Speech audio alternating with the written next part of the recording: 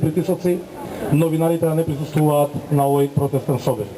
Меѓутоа и покрај се, оваа бројка доволно говори дека ние немаме намера повеќе да молчиме и дека од денеска целиот наш интерес ќе биде фокусиран кон заштита на професијата новинар.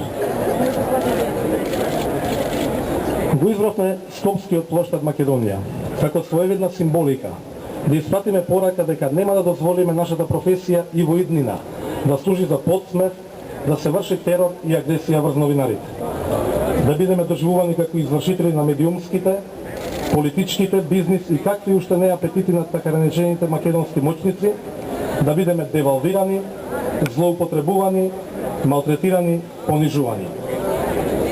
Денеска одовде, на сите тие што така гледаат на нас, од овој собир им порачуваме: доста е, претеравте.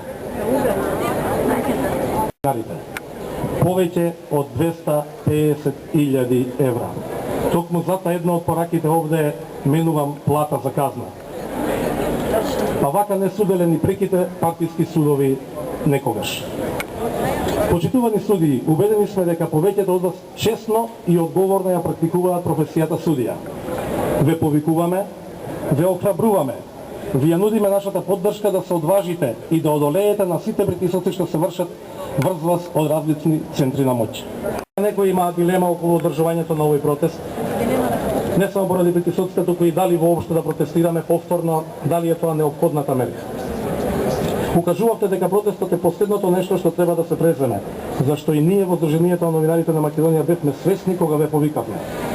Верувајте, сето горе кажано потврдува дека ваквото дигање на нашиот глас беше неопходно.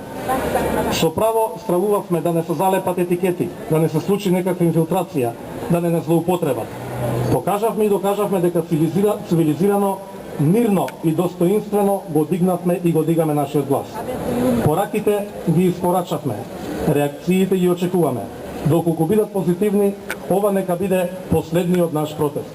Доколку се оглушат и на нашите апели, следниот ќе биде многу поостар и понепријатен за сите оние што сакаат да не понижат и да не злоупотребат.